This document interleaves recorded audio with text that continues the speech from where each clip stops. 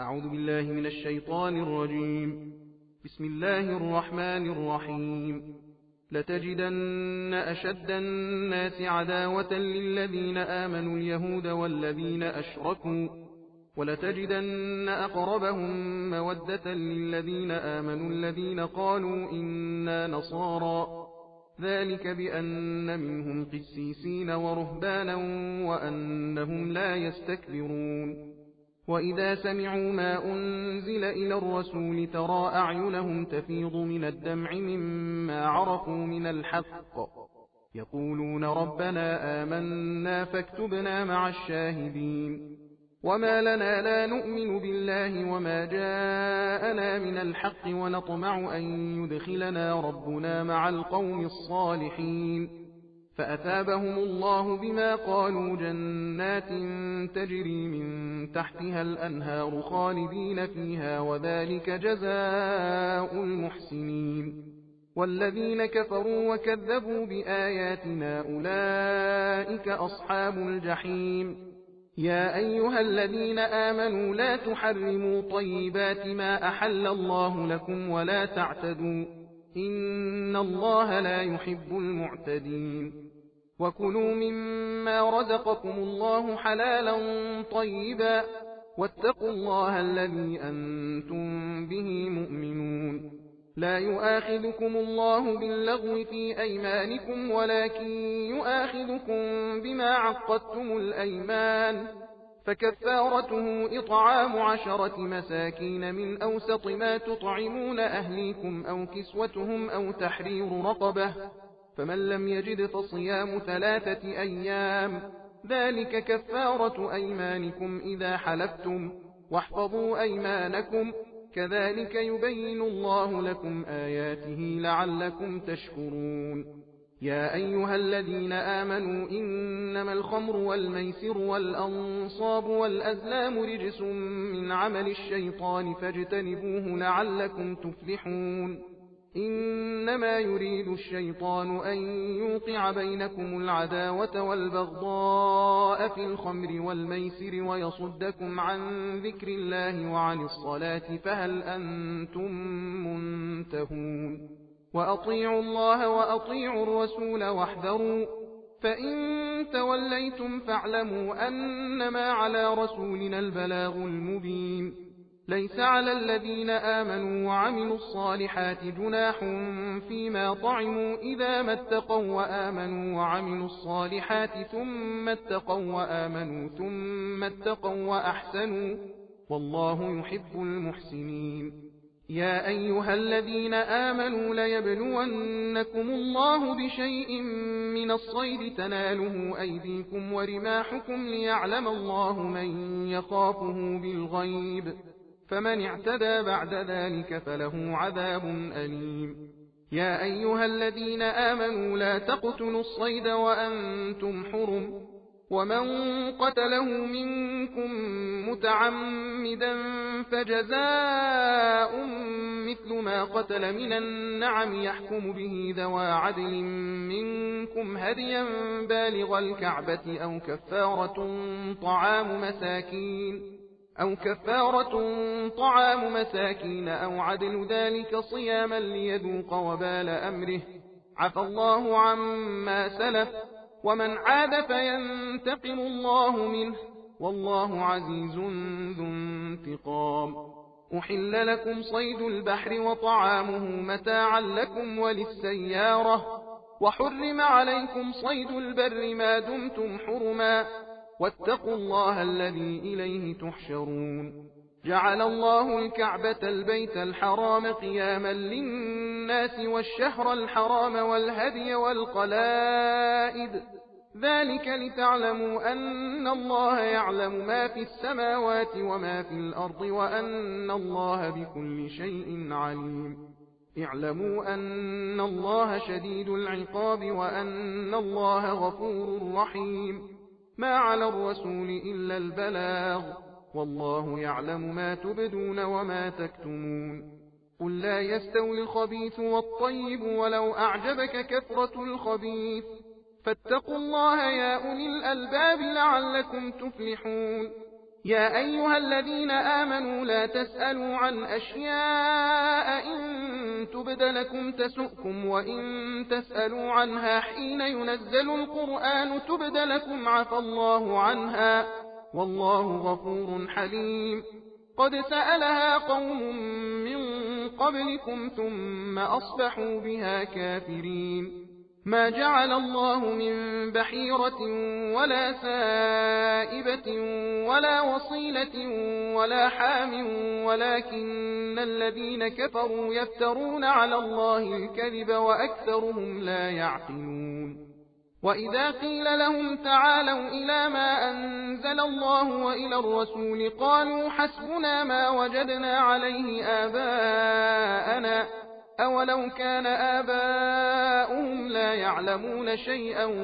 ولا يهتدون. يا أيها الذين آمنوا عليكم أنفسكم لا يضركم من ضل إذا اهتديتم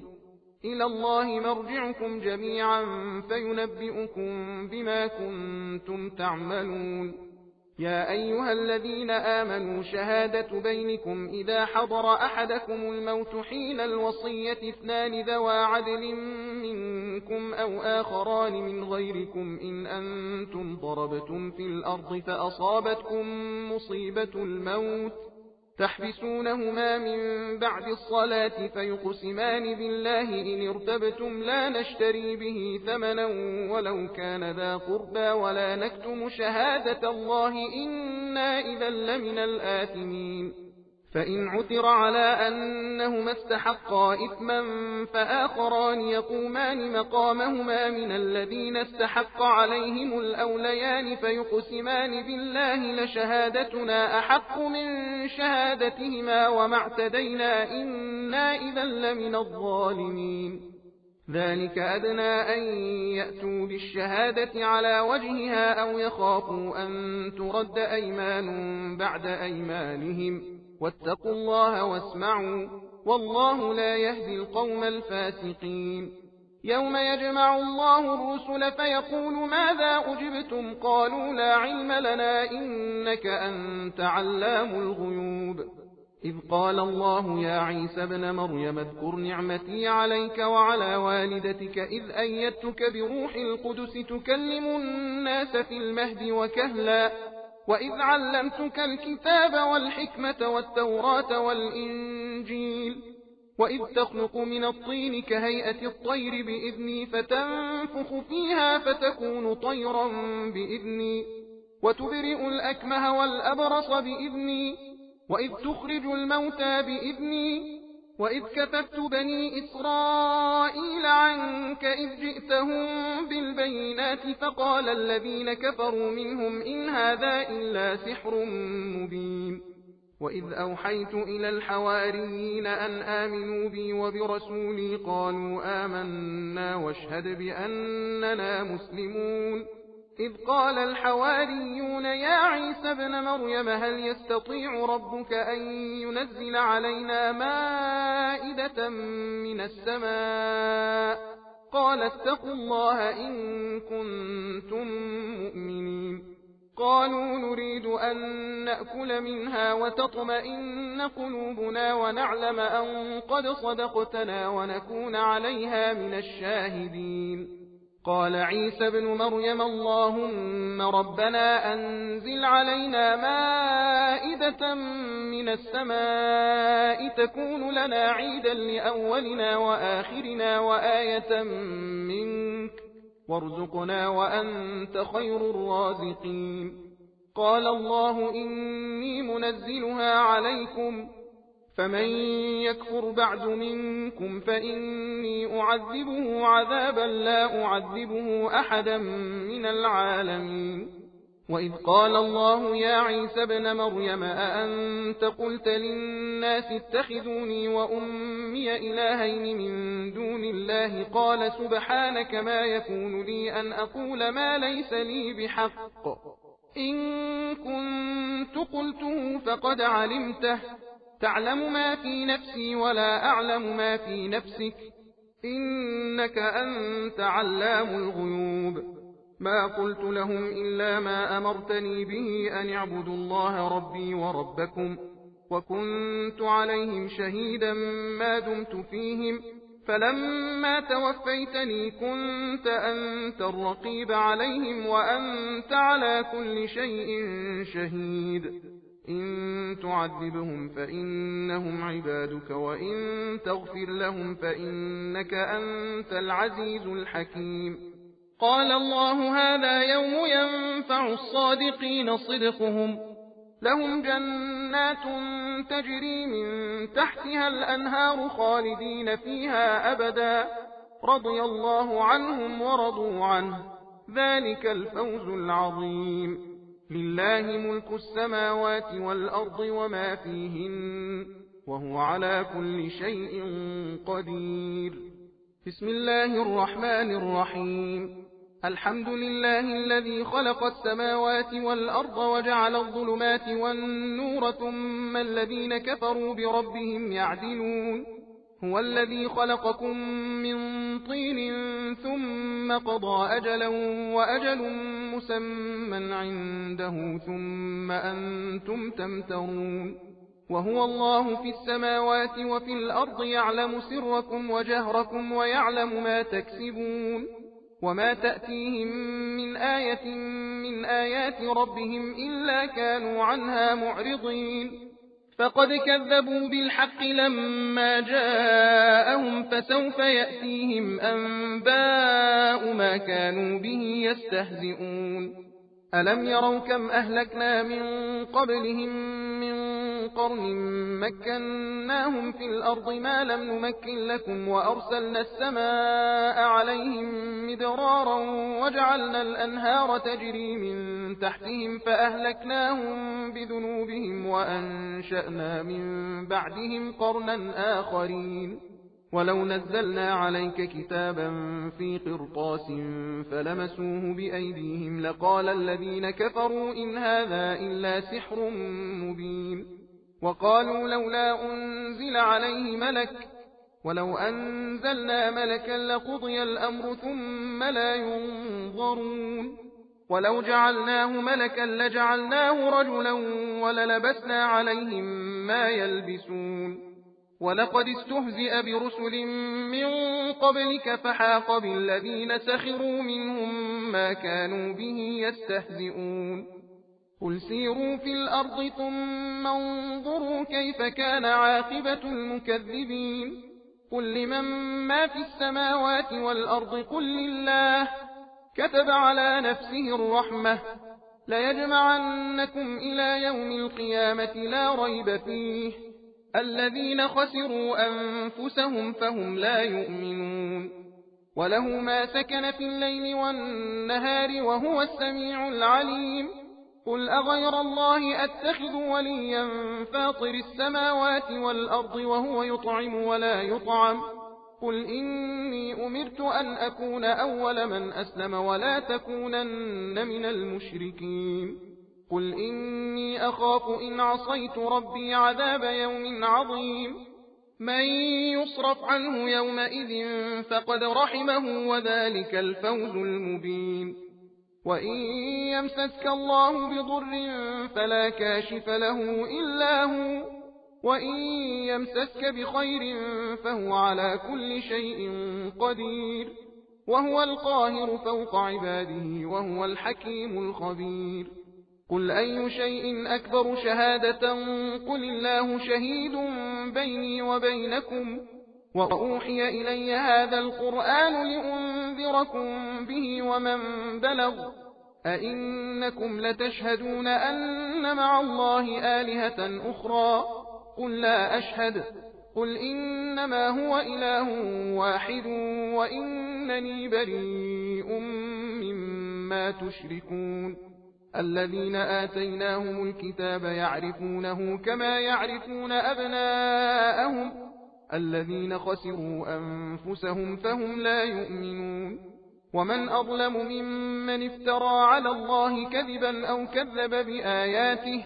إنه لا يفلح الظالمون. ويوم نحشرهم جميعا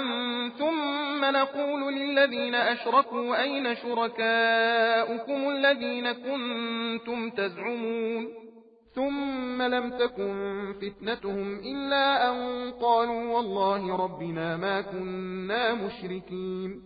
انظر كيف كذبوا على أنفسهم وضل عنهم ما كانوا يفترون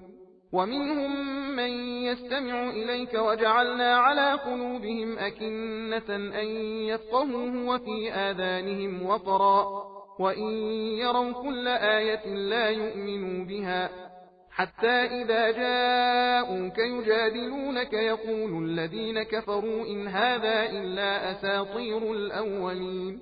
وهم ينهون عنه وينأون عنه وإن يهلكون إلا أنفسهم وما يشعرون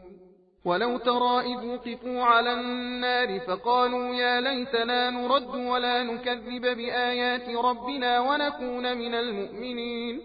بل بدا لهم ما كانوا يخفون من قبل ولو ردوا لعادوا لما نهوا عنه وإنهم لكاذبون وقالوا إن هي إلا حياتنا الدنيا وما نحن بمبعوثين ولو ترى إذ وقفوا على ربهم قال أليس هذا بالحق قالوا بلى وربنا قال فذوقوا العذاب بما كنتم تكفرون قد خسر الذين كذبوا بلقاء الله حتى إذا جاءتهم الساعة بغتة قالوا يا حسرتنا على ما فرطنا فيها وهم يحملون أوزارهم على ظهورهم ألا ساء ما يزرون وما الحياة الدنيا إلا لعب وله وللدار الآخرة خير للذين يتقون أفلا تعقلون قد نعلم إنه ليحزنك الذي يقولون فإنهم لا يكذبونك ولكن الظالمين بآيات الله يجحدون ولقد كذبت رسل من قبلك فصبروا على ما كذبوا وأوذوا حتى أتاهم نصرنا ولا مبدل لكلمات الله ولقد جاءك من نبأ المرسلين وإن كان كبر عليك إعراضهم فإن استطعت أن تبتغي نفقا في الأرض أو سلما في السماء فتأتيهم بآية ولو شاء الله لجمعهم على الهدى فلا تكونن من الجاهلين إنما يستجيب الذين يسمعون والموتى يبعثهم الله ثم إليه يرجعون وقالوا لولا نزل عليه آية من ربه قل إن الله قادر على أن ينزل آية ولكن أكثرهم لا يعلمون وما من دابة في الأرض ولا طائر يطير بجناحيه إلا أمثالكم ما فرطنا في الكتاب من شيء ثم إلى ربهم يحشرون والذين كذبوا بآياتنا صم وبكم في الظلمات من يشاء الله يضلله ومن يشاء يجعله على صراط مستقيم قل أرأيتكم إن أتاكم عذاب الله أو أتتكم الساعة أغير الله تدعون إن كنتم صادقين بل إياه تدعون فيكشف ما تدعون إليه إن شاء وتنسون ما تشركون ولقد أرسلنا إلى من قبلك فأخذناهم بالبأساء والضراء لعلهم يتضرعون فلولا إذ جاءهم بأسنا تضرعوا ولكن قست قلوبهم وزين لهم الشيطان ما كانوا يعملون فلما نسوا ما ذكروا به فتحنا عليهم أبواب كل شيء حتى إذا فرحوا بما أوتوا أخذناهم بغتة فإذا هم مبلسون فقطع دابر القوم الذين ظلموا والحمد لله رب العالمين قل أرأيتم إن أخذ الله سمعكم وأبصاركم وختم على قلوبكم من إله غير الله يأتيكم به انظر كيف نصرف الآيات ثم هم يصدفون قل أرأيتكم إن أتاكم عذاب الله بغتة أو جهرة هل يهلك إلا القوم الظالمون وما نرسل المرسلين إلا مبشرين ومنذرين فمن آمن وأصلح فلا خوف عليهم ولا هم يحزنون والذين كذبوا بآياتنا يمسهم العذاب بما كانوا يفسقون قل لا أقول لكم عندي خزائن الله ولا أعلم الغيب ولا أقول لكم إني ملك إن أتبع إلا ما يوحى إلي قل هل يستوي الأعمى والبصير أفلا تتفكرون وأنذر به الذين يخافون أن يحشروا إلى ربهم ليس لهم من دونه ولي ولا شفيع لعلهم يتقون ولا تطرد الذين يدعون ربهم بالغداة والعشي يريدون وجهه ما عليك من حسابهم من شيء وما من حسابك عليهم من شيء فتطردهم فتكون من الظالمين وكذلك فتنا بعضهم ببعض ليقولوا أهؤلاء من الله عليهم من بيننا أليس الله بأعلم بالشاكرين وإذا جاءك الذين يؤمنون بآياتنا فقل سلام عليكم كتب ربكم على نفسه الرحمة أنه من عمل منكم سوءا بجهالة ثم تاب من بعده وأصلح فأنه غفور رحيم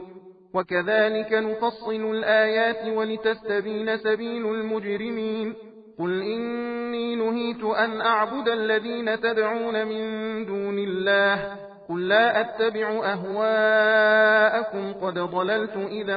وما أنا من المهتدين قل إني على بينة من ربي وكذبتم به ما عندي ما تستعجلون به إن الحكم إلا لله يقص الحق وهو خير الفاصلين قل لو أن عندي ما تستعجلون به لقضي الأمر بيني وبينكم والله أعلم بالظالمين وعنده مفاتح الغيب لا يعلمها إلا هو ويعلم ما في البر والبحر وما تسقط من ورقة إلا يعلمها ولا حبة في ظلمات الأرض ولا رطب ولا يابس إلا في كتاب مبين وهو الذي يتوفاكم بالليل ويعلم ما جرحتم بالنهار ثم يبعثكم فيه ليقضى أجل مسمى ثم إليه مرجعكم ثم ينبئكم بما كنتم تعملون وهو القاهر فوق عباده ويرسل عليكم حفظة حتى إذا جاء أحدكم الموت توفته رسلنا وهم لا يفرطون ثم ردوا إلى الله مولاهم الحق ألا له الحكم وهو أسرع الحاسبين قل من ينجيكم من ظلمات البر والبحر تدعونه تضرعا وخفية لئن أنجانا من هذه لنكونن من الشاكرين قل الله ينجيكم منها ومن كل كرب ثم أنتم تشركون قل هو القادر على أن يبعث عليكم عذابا من فوقكم أو من تحت أرجلكم أو يلبسكم شيعا ويذيق بعضكم بأس بعض انظر كيف نصرف الآيات لعلهم يفقهون وكذب به قومك وهو الحق قل لست عليكم بوكيل لكل نبأ مستقر وسوف تعلمون وإذا رأيت الذين يخوضون في آياتنا فأعرض عنهم حتى يخوضوا في حديث غيره وإما ينسينك الشيطان فلا تقعد بعد الذكرى مع القوم الظالمين وما على الذين يتقون من حسابهم من شيء ولكن ذكرى لعلهم يتقون وذر الذين اتخذوا دينهم لعبا ولهوا وغرتهم الحياة الدنيا وذكر به أن تبسل نفس بما كسبت ليس لها من دون الله ولي ولا شفيع وإن تعدل كل عدل لا يؤخذ منها أولئك الذين أبسلوا بما كسبوا لهم شراب من حميم وعذاب أليم بما كانوا يكفرون قل أندعو من دون الله ما لا ينفعنا ولا يضرنا ونرد على أعقابنا بعد إذ هدانا الله كالذي استهوته الشياطين في الأرض حيران له أصحاب يدعونه إلى الهدى ائتنا قل إن هدى الله هو الهدى وأمرنا لنسلم لرب العالمين وأن أقيموا الصلاة واتقوه وهو الذي إليه تحشرون وهو الذي خلق السماوات والأرض بالحق ويوم يقول كن فيكون قوله الحق وله الملك يوم ينفخ في الصور عالم الغيب والشهادة وهو الحكيم الخبير وإذ قال إبراهيم لأبيه آزر أتتخذ أصناما آلهة إني أراك وقومك في ضلال مبين وكذلك نري إبراهيم ملكوت السماوات والأرض وليكون من الموقنين فلما جن عليه الليل رأى كوكبا قال هذا ربي فلما أفل قال لا أحب الآفلين فلما رأى القمر بازغا قال هذا ربي فلما أفل قال لئن لم يهدني ربي لأكونن من القوم الضالين فلما رأى الشمس بازغة قال هذا ربي هذا أكبر فلما أفلت قال يا قوم إني بريء مما تشركون إني وجهت وجهي للذي فطر السماوات والأرض حنيفا وما أنا من المشركين وحاجه قومه قال أتحاجوني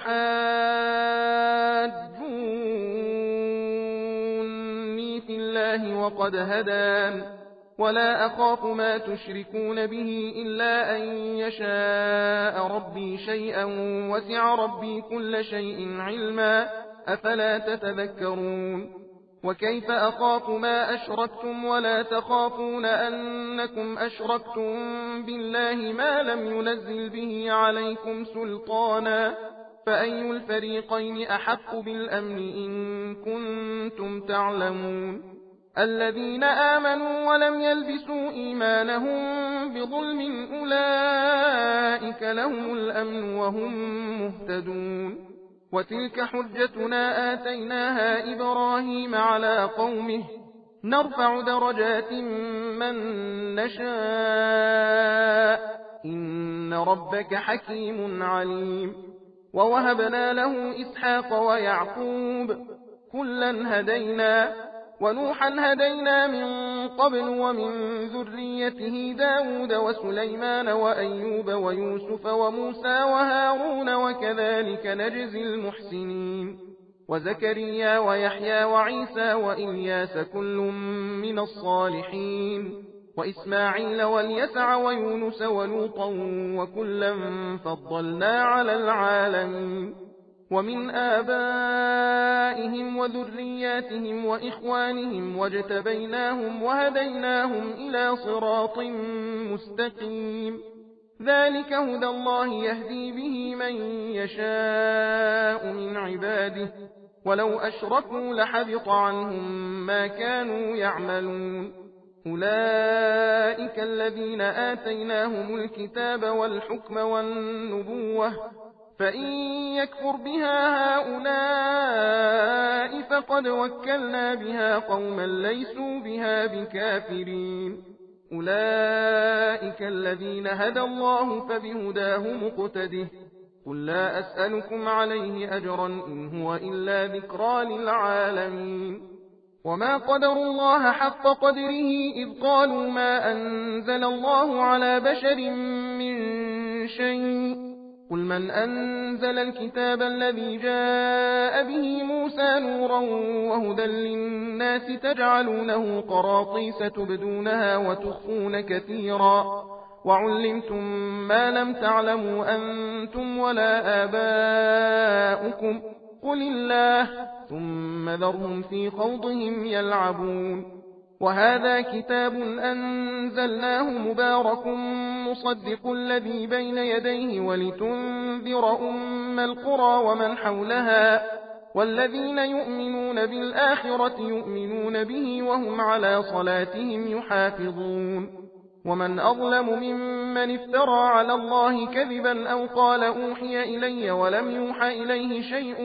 ومن قال سأنزل مثل ما أنزل الله ولو ترى إذ الظالمون في غمرات الموت والملائكة باسطوا أيديهم أخرجوا أنفسكم اليوم تجزون عذاب الهون بما كنتم تقولون على الله غير الحق وكنتم عن آياته تستكبرون ولقد جئتمونا فرادا كما خلقناكم أول مرة وتركتم ما خولناكم وراء ظهوركم وما نرى معكم شفعاءكم الذين زعمتم أنهم فيكم شركاء لقد تقطع بينكم وضل عنكم ما كنتم تزعمون إن الله فالق الحب والنوى يخرج الحي من الميت ومخرج الميت من الحي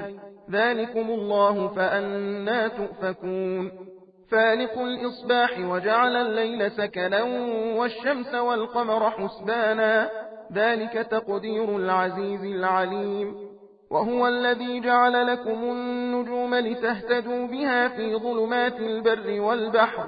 قد فصلنا الآيات لقوم يعلمون وهو الذي أنشأكم من نفس واحدة فمستقر ومستودع قد فصلنا الآيات لقوم يفقهون وهو الذي أنزل من السماء ماء فأخرجنا به نبات كل شيء فأخرجنا منه خضرا نخرج منه حبا متراكبا ومن النخل من طلعها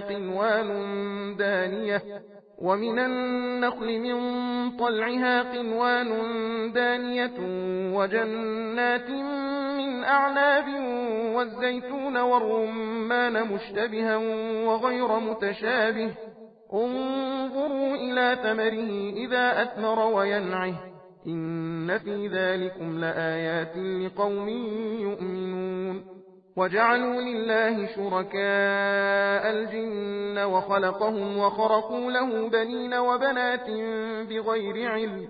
سبحانه وتعالى عما يصفون بديع السماوات والأرض أنى يكون له ولد ولم تكن له صاحبة وخلق كل شيء وهو بكل شيء عليم ذلكم الله ربكم لا إله إلا هو خالق كل شيء فاعبدوه وهو على كل شيء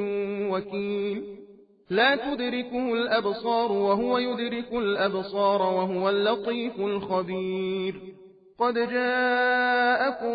بصائر من ربكم فمن أبصر فلنفسه ومن عمي فعليها وما أنا عليكم بحفيظ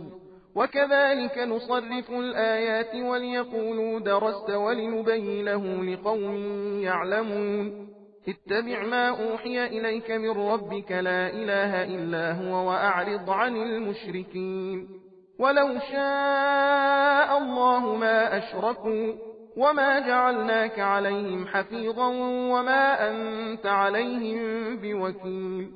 ولا تسبوا الذين يدعون من دون الله فيسبوا الله عدوا بغير علم كذلك زينا لكل أمة عملهم ثم إلى ربهم مرجعهم فينبئهم بما كانوا يعملون وأقسموا بالله جهد أيمانهم لئن جاءتهم آية ليؤمنن بها قل إنما الآيات عند الله وما يشعركم أنها إذا جاءت لا يؤمنون ونقلب أفئدتهم وأبصارهم كما لم يؤمنوا به أول مرة ونذرهم في طغيانهم يعمهون صدق الله العلي العظيم.